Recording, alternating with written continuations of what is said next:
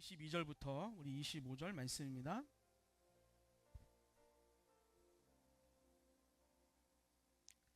갈라디아서 5장 22절부터 우리 25절입니다. 우리 한 절씩 보겠습니다. 시작. 오직 성령의 열매는 사랑과 희락과 화평과 오래 참음과 자비와 양성과 충성과 온유와 절제니 이 같은 것을 금지할 법이 없느니라. 그리스도 예수의 사람들은 육체와 함께 그 정욕과 탐심을 십자가에 못 박았느니라. 만일 우리가 성령으로 살면 또한 성령으로 행할지니. 아멘.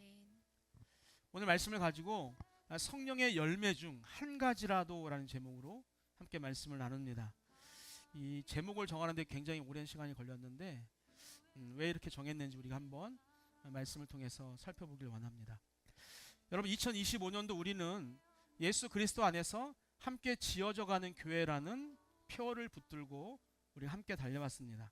말씀드린 것처럼 완전하지 않았지만 또 서로를 위해서 자신의 것을 내어놓으면서까지 함께 교회를 세워온 여러분들을 주님의 이름으로 축복합니다. 여러분, 그 길 위에서 저처럼 많이 부족한 사람과 끝까지 함께 해주신 여러분께 진심으로 감사를 드립니다. 말씀을 보다 보니 성령의 열매 중에 그 어떤 것도 제대로 갖추지 못한 제가 여러분들의 목회자로 서 있다는 것은 저에게는 과분한 은혜이고 또 큰 행복입니다. 그래서 다시 한번 감사를 드리고 이제 우리는 2026년도를 함께 걸어가게 되었습니다. 어느 해보다 은혜 가운데 또 기쁨 가운데 걷는 한 해가 되기를 축복합니다.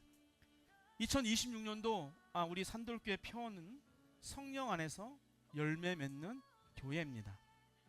앞으로 주제 삼고 이 말씀을 가지고 1주차에는 오늘 우리가 보는 것처럼 나 자신에 대해서 한번 살펴보고 2주차에는 가정과 교회, 그리고 3주차에는 세상을 향해서 어떤 삶을 살아야 하는지를 제가 여러분과 함께 차례대로 살펴보려고 합니다.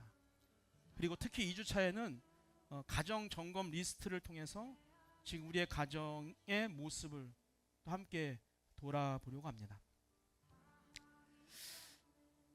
그런데 우리가 이렇게 말씀 앞에 서다 보면 누구나 한 번쯤은 자기의 신앙을 돌아보게 되는 것 같아요. 왜 나는 여전히 사랑이 부족할까? 왜 나는 늘 같은 문제를 두고 이렇게 흔들릴까? 기도를 하고 또 말씀을 묵상하고 또 올해는 성경 통독까지 하고 있는데 왜 내 삶은 달라지지 않는 것 같을까라고 합니다. 여러분, 그러나 이러한 고민은 믿음이 없어서 생기는 것이 아니라 믿음이 자라고 있다는 신호입니다.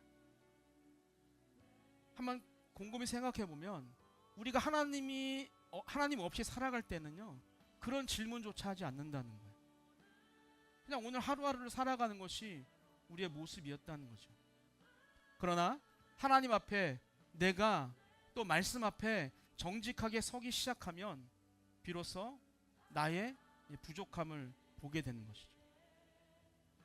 그래서 나의 연약함이 무엇인지를 궁금해하게 되는 겁니다. 여러분, 믿음이라고 하는 것은 잘하는 것을 더 잘하는 데서 만드는 것이 아니라, 또 잘하게 하는 것이 아니라, 내가 약하다고 느끼는 자리에서 내가 하나님을 말씀을 붙들 때 그때 비로소 믿음이 자라게 됩니다. 그래서 바울은 성령의 열매를 성령의 열매들이라고 말하지 않고 성령의 열매라고 단수로 말을 하고 있어요. 사랑과 희락과 또 화평과 오래 참음이 각각 따로 자라는 것이 아니라 한 사람, 즉 한 생명 안에서 함께 자라는 모습이기 때문입니다. 성령의 열매는 그래서 한꺼번에 다 갖추어야 하는 어떤 숙제가 아니라 한 가지라도 삶에서 열매가 맺히게 되어지면 그 안에서 다른 열매들이 함께 자라가는 변화가 바로 성령의 열매입니다. 그리고 가장 중요한 사실이 있는데, 성령의 열매는 내가 열심히 애써서 얻어내는 결과가 아니라 성령께서 내 안에서 만들어 가시는 변화입니다. 즉 내 성격을 억지로 고치는 것이 아니라 성령님이 내 마음을 새롭게 하시며 삶이 조금씩 달라지게 하는 은혜의 흔적이 바로 성령의 열매인 것이죠. 사랑하는 여러분들, 우리 각자에게는 하나님께서 특별히 만지고 싶어 하시는 영적으로 약한 지점이 있습니다. 그 지점을 정직하게 우리가 하나님 앞에 고백할 때, 하나님 앞에 내어드릴 때 바로 거기서 신앙의 진짜 성숙이 시작됩니다. 우리가 함께 맞이한 2026년은 내가 잘하는 것을 드러내는 해가 아니라 내가 가장 약하다고 느끼는 그 한 가지를 성령님 앞에 솔직하게 가져가며 그 약한 지점이 성령으로 회복되는 은혜의 한 해가 되기를 주님의 이름으로 축복합니다. 우리 세 가지를 함께 보려고 하는데 한번 첫 번째 읽어볼까요? 읽겠습니다. 성령의 열매는 내가 회피해 온 한 가지 약함을 비추는 영적 지도입니다. 바울은 성령의 열매를 여러 개로 나누지 않고 하나로 말했다라고 이야기 드렸죠. 이것은 성령의 열매가 어떤 9가지를 점검하는 어떤 체크리스트가 아니라 내 마음이 지금 누구의 다스림을 받고 있는지를 보여주는 그런 지도이기 때문입니다. 그래서 우리는 신앙생활을 하면서 이런 말들을 참 많이 하는 것 같아요. 나는 오래 참음이 부족합니다. 나는 절제가 많이 부족합니다. 나는 어떠한 사랑이 부족합니다. 그런데 바울은 이런 고백을 실패라고 말하지 않아요. 오히려 이렇게 말하는 거죠. 그 부족함은 믿음이 없다는 신호가 아니라 성령님이 일하기 시작한다라고 하는 신호다라고. 성령의 열매는 내가 잘한다고 느끼는 곳에서 잘하는 것이 아니라 내가 가장 약하다고 느끼는 바로 그 자리가 성령님의 손에 붙들릴 때 자라기 시작합니다. 그래서 2026년은 우리 약한 그 지점을, 약한 열매를 숨기는 해가 아니라 그 약함을 성령 앞에 조심스럽게 내어놓는 해가 되어야 합니다. 우리는 지금 대부분 내가 무엇이 부족한가를 잘 알아요. 하지만 왜 그 부분에서 늘 멈추고 있는지, 왜 내 안에 그것이 부족한지를 우리가 깊이 생각하거나 또한 묻지 않고 그냥 그렇게 하루하루를 살아간다라고 하는 것이죠.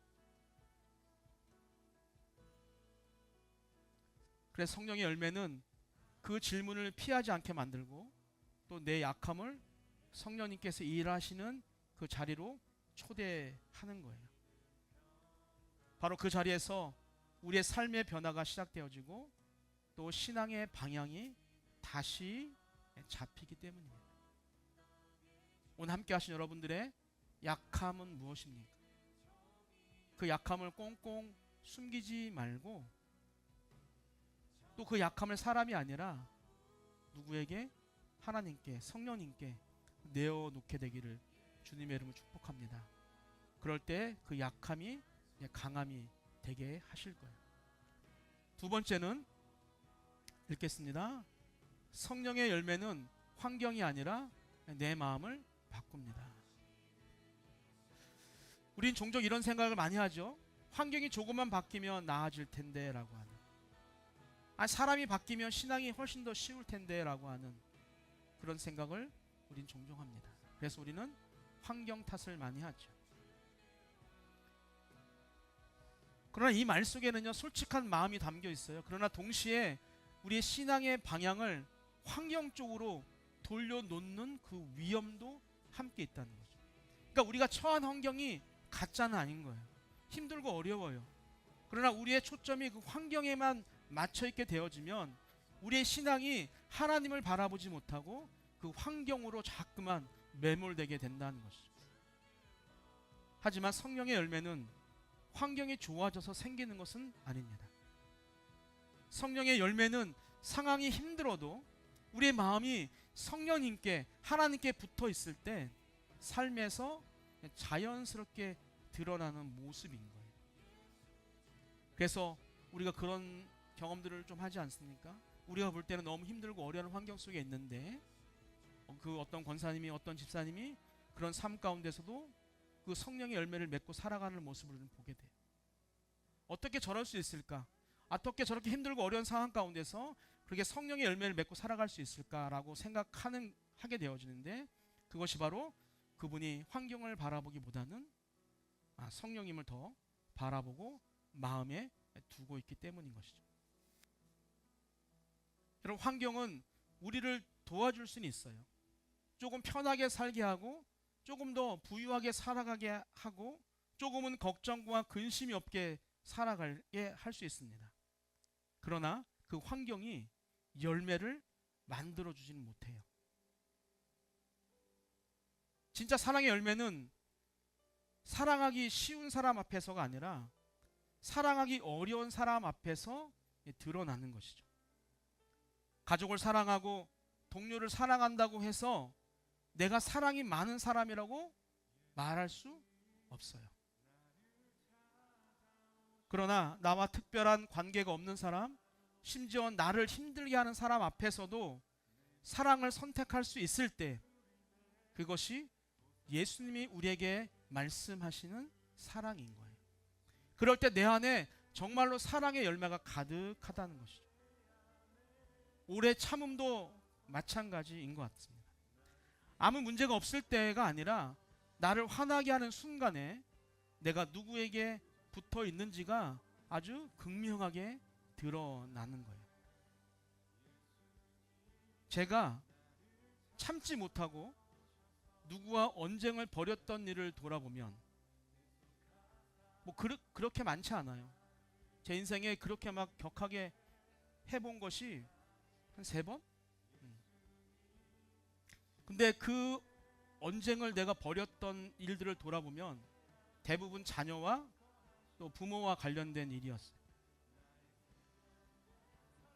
제가 2000년 초반에 이제 영어와 수학 학원을 운영할 때 학부모로부터 아들을 비하하는 그런 전화를 받고 저도 모르게 감정이 확 올라와서 큰 소리로 싸웠던 경험이 있어요. 불과 몇 달 전에도 또 아들인데 아들을 힘들게 하는 분과 또 전화 통화를 하다가 저도 모르게 참지 못하고 화를 내고 말았어요. 저는 개인적으로 참을성이 많은 사람이라고 생각했지만 자녀 문제로 나를 자극하는 상황 앞에서는 여전히 오래 참지 못하는 사람이라는 사실을 정직하게 보게 되었죠. 사람은 그런 것 같다. 나는 아닌 것 같지만 환경이 바뀌고 내가 바라보는 관점이 바뀌게 되어지면 나도 언제든지 그렇게 화내고 언제든지 분노를 표출할 수 있는 그런 사람, 즉 죄에 찌들어진 사람이라는 거죠. 여러분, 자비도 그렇습니다. 편안한 관계 안에서가 아니라 내 마음을 불편하는 사람 앞에서 내 자비의 그 열매가 연습이 되는 거예요. 그래서 성령의 열매는 환경이 좋아서 생기는 것이 아니고 내가 원래 괜찮은 사람이어서 생기는 것도 아닙니다. 성령의 열매는 성령님이 내 마음을 붙들고 계실 때 말과 행동이 조금씩 달라지고 삶에서 자연스럽게 드러나는 변화인 거예요. 우리가 늘 그러잖아요. 교회를 저렇게 오래 다녔는데 왜 안 바뀔까? 그래서 많은 사람들 그럽니다. 아유, 사람은 원래 안 바뀐다. 그러나 성령을 만나면 바뀌게 될 줄 믿습니다. 여러분, 그래서 이 성령의 열매는 환경 조건에 비례하지 않고 성령을 얼마나 의지하며 살아가느냐에 비례하는 거예요. 그러니까 내가 교회를 다닌 시간에 비례해서 성령의 열매가 생기는 것이 아니라 내가 만약 짧은 신앙의 길을 걸어간다 할지라도 내가 성령을 100% 의지하고 살아가게 되어지면 내 안에는 성령의 열매가 맺히는 것이죠. 여러분, 2026년은 내 환경이 바뀌기를 기다리는 해가 아니라 환경이 비록 그대로일지라도 내 삶의 모습이 실제로 달라지는 해가 돼야 돼요. 그것이 무엇으로부터? 이 성령의 열매로부터 우리가 그렇게 살아갈 수 있게 되는 것입니다. 세 번째 보겠습니다. 성령의 열매는 한 가지라도 삶에서 확인되기 시작합니다. 예수는 분명하게 말씀하세요. 그들의 열매로 그들을 알 것이다 라고 이야기합니다. 여러분, 이 말씀은 열매가 많아야 뭐 구원을 받는다고 하는 뜻이 아니라 생명이 있다면, 내 안에 생명이 있다면 반드시 어떤 모습으로든 열매가 나타난다는 거예요. 지금 교회 정원을 보면 열매가 있어요, 없어요? 없어요. 생명이 있어요, 있는지 없는지, 죽었는지 살았는지는 언제 알 수 있어요? 봄이 되면 알 수 있죠. 마찬가지, 우리 안에 생명이 있으면, 말씀이 있으면 어떤 모양으로든지 어떤 시간 안에 우리는 반드시 열매가 나타나는 거예요. 그래서 열매는 신앙을 멋있게 보이게 하는 장식이 아니라 신앙이 살아있다는 사실을 보여주는 흔적이에요. 성령님이 내 안에 거하고 있다라고 하는 것을 보여주는 것이 바로 성령의 열매라고 하는 것이죠. 만약 삶에서 아무런 열매의 흔적이 보이지 않는다면 그것은 내가 덜 열심히 해서도 아니고 또 나에게 어떤 달란트 은사가 부족해서도 아니에요. 그 순간 우리는 성령님과의 관계를 다시 점검해 보아야 할 때라는 것을 우리에게 말씀하는 거라고 생각합니다. 바울이 이렇게 말합니다. 25절을 한번 다 같이 읽어볼까요? 읽겠습니다. 우리가 성령으로 살면 또한 성령으로 행할지니. 아멘. 성령으로 산다고 말하면서 삶에서 아무런 변화의 흔적이 없다면 그 신앙은 성경이 말하는 삶의 모습과는 이제 거리가 있는 것이죠.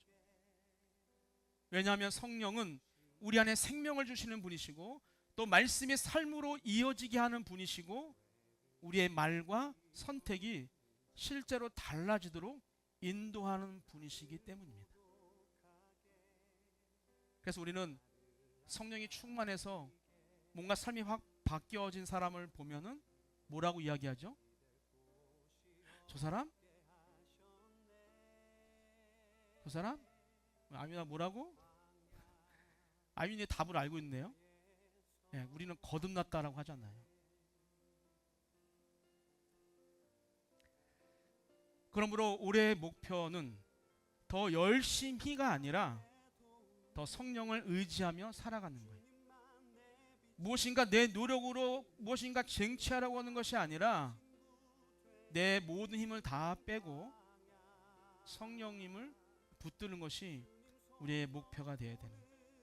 그렇다고 제가 노력을 부정하는 것이 아니라 그 노력의 방향을 나에게로 돌리는 것이 아니라 그 노력의 방향을 하나님께, 성령님께로 돌리자라고 하는 것이죠. 그래서 2026년도 우리의 개인적 목표는 단순하지만 아주 분명합니다. 성령의 열매 중 내가 가장 약한 한 가지를 성령님과 함께 회복하는 해입니다. 우린 적어도 그 한 가지를 스스로 선택해야 되는 것이죠. 나는 무엇이 약한가? 사랑입니까? 아니면 온유입니까? 아니면 오래 참음입니까? 아니면 어떤 절제입니까? 성령은 우리가 드러내고 싶은 어떤 감정이 아니라 우리가 가장 약하다고 느끼는 바로 그 자리부터 조용하게 그러나 분명하게 우리를 만져주세요. 그리고 그 자리에서 말이 아니라 무엇으로? 삶으로 확인되는 열매를 반드시 맺게 하십니다.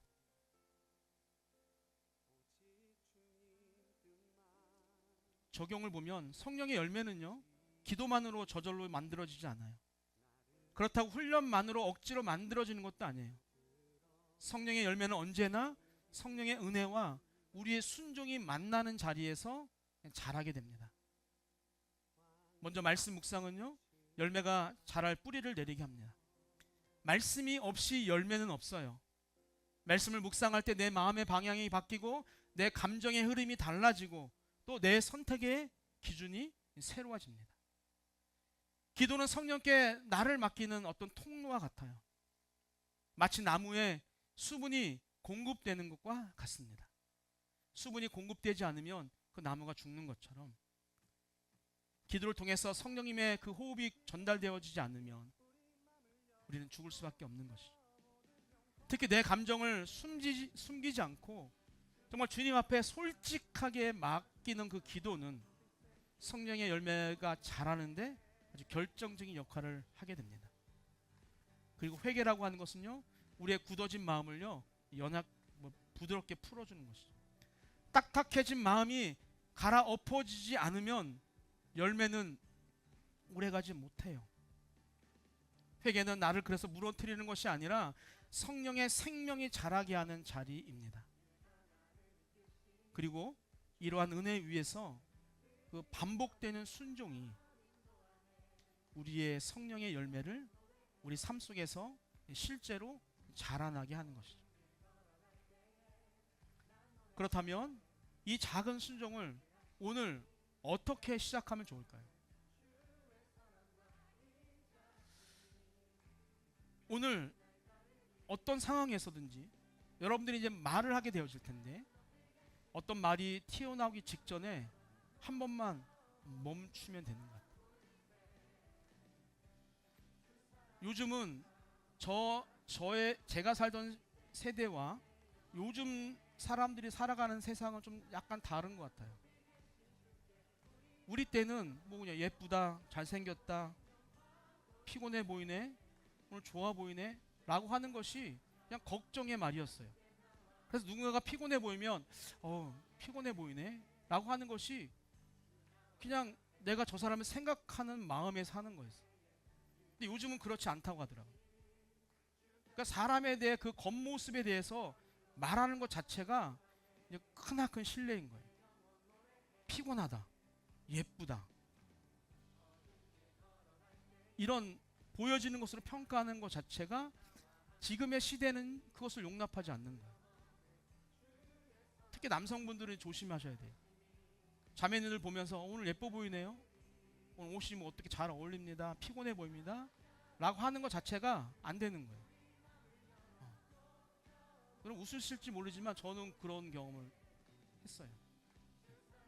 그러니까 그 피곤하다는 말에 어떤 숨겨진 뜻이 있는 거예요. 요즘 사람들이 볼 때는. 더 이상 설명하지 않을게요. 그러니 우리가 말을 할 때 한 번은 멈춤이 필요하다는 거예요. 우리 때는 안 그랬는데, 그게 아니라 지금 우리는 우리 때를 살아가는 것이 아니라 오늘을 살아가기 때문인 것이죠. 날씬해졌네? 이런 말도 안 되는 거예요. 무슨 말인지 알겠죠, 남성분들? 그냥 외모에 대해서는 절대 말하지 마세요. 옷 색깔이 어떠네, 뭐 신발이 어떠네. 여러분 웃을지 모르지만 그거로 상처받는 분들이 의외로 많아요. 교회 안에도 있습니다. 그래서 꼭 말씀을 드리는 거예요. 그리고 어떤 일을 하다 보면 우리 안에 어떤 짜증이 올라오는 순간 그것을 그대로 표현하는 것이 아니라 짧은 시간이라도 기도하는 것이, 성령님 지금 제 마음을 다스려 주십시오. 우리 안에 하나님의 호흡이 들어와서 우리는 생명이 되었기 때문에 이 잠깐의 호흡을 통해서 우리는 하나님의 마음으로 다시 돌아갈 수 있어요. 그러니 우리 안에 이 숨이 얼마나 중요한지 몰라요. 막 나오려고 하더라도 내 안에 하나, 둘, 셋 정도의 숨만 쉬어도 나는 그것을 절제할 수 있게 되는 거죠. 어떤 불편한 사람을 만났을 때 그 사람을 향해서 우리가 반응하는 것이 아니라 오늘도 한번 참아보는 것이죠. 그리고 오늘 집에 돌아가셔서 가족에게, 우리 다음 주에 이제 체크리스트를 제가 나눠드리면 막 체크할 건데, 가족에게 평소보다 한마디만 더 부드럽게 말해 보십시오. 제가 왜 웃죠? 진석 집사님? 너나 잘하라는 건가? 제가 그런 며칠 전에도 이제 아내가 맛있는 걸 만들어줬어요. 그런데 이 후추 가는 게 저희 이게 고장 난 지 후추가 이제 반 정도 이상이 막 이렇게 들어가 있는 거예요. 조그만 후추가. 그럼 그걸 먹으면 뭔가 확 이렇게 억하잖아요. 그래서 나는 후추를 싫어한다라고 이렇게 먼저 이렇게 이야기를 한 거예요. 어떤 게 맞아요? 혜영 집사님? 응? 참고 먹어야 돼요? 순서가 뭐냐면 그거죠. 너무너무 맛있다. 그런데 후추가 좀 커서 요거는 좀 그런데 이렇게 이야기하는 것과 처음부터 후추가 있어서 나는 후추를 싫어해 이렇게 하지 말라는 거죠. 이론적으로는 우리가 잘 알지만 그게 잘 안 되는 것 같아요. 저도 우리 아들이 맨날 놀리죠. 6.25 끝나고 14년 만에 태어났다고. 그러니까 저도 옛날 사람이라 그렇게 이제 막 튀어나오는 거예요. 무슨 말씀인지 알겠죠? 그리고 아침에 일어나서 휴대폰을 붙잡기 전에 우리 말씀 한 절을 먼저 읽어보는 것들. 그리고 오늘 하루가 끝날 때 감사의 시간들을 우리가 찾아보고 그것을 우리가 한번 기록해 보는 것. 여러분 어때요? 제가 지금 여러분들에게 말씀드린 것이 뭐 정말 거창한 계획입니까? 한 3박 4일 동안 기도해서 성령의 응답을 받아야만 내가 그것을 실천할 수 있게 어려운 것들입니까? 물론 쉬운 건 아니지만 그렇게 거창한 것은 아니에요. 그러나 바로 이런 작은 순종이 성령을 따라 다시 걷는 그런 실제적인 걸음이 됩니다. 그래서 2026년을 시작하면서 여러분들에게 이렇게 말씀드리고 싶어요. 성령의 열매 전체를 한꺼번에 내가 다 누려야겠다라고 하는 그 목표를 삼지 말고 단 하나, 나에게 가장 약한 것 하나를 성령과 함께 회복하십시오. 한 가지만 회복하면 반드시 연쇄적인 변화가 일어납니다. 오래 참음이 자라면 온유가 따라오게 되어지고, 자비가 자라게 되어지면 사랑이 깊어지게 되어지고, 절제가 자라게 되어지면 믿음의 분별력이 생기는 거예요. 금요일 날인가? 종인 집사님이 잠깐 제 방에 와서 이야기하다가 그런 얘기를 했어요. 공부에 대한 이야기. 여러분 국어, 영어, 수학, 과학, 사회, 물리 다 해서 그거 한꺼번에 공부를 안 하던 친구가 그것을 한꺼번에 잘하는 것은 어려워요. 그런데 그나마 그 가운데 내가 조금이라도 흥미있는 것이 있으면 그것이 음악이든 체육이든 그것을 내가 흥미를 가지고 공부를 하게 되어지면, 공부의 맛을 알게 되어지면 다른 과목도 조금씩 하게 되어져요. 그거와 같아요. 그렇게 한 지점의 회복은 삶 전체의 회복으로 이어집니다. 우리 2026년은 성령의 열매 중 한 가지 약함을 우리가 주님 앞에 내어놓고 그것을 내가 잘 다스리는 해. 그래서 그 회복이 우리의 삶 전체를 움직이는 그런 축복의 한 해가 되어지기를 소망합니다. 여러분 성령의 9가지 열매는 우리가 다 외워야 하는, 배워야 하는 목록이 아니라 살아있으면 반드시 드러나는 변화예요. 그리고 그 변화는 환경이 바뀔 때 시작되는 것이 아니라 내가 가장 약한 지점을 성령님께 내어드릴 때 시작합니다. 2026년을 시작하면서 우리는 많은 목표를 세우지 않으려고 합니다. 더 열심히 하겠습니다가 아니라 성령님, 제가 늘 넘어지던 바로 그 한 가지를 주님 손에 맡기겠습니다. 이 고백이면 충분합니다. 누군가에게는 그것이 사랑일 수 있고, 누군가에게는 그것이 오래 참음일 수 있고, 누군가에게는 그것이 절제일 수 있어요.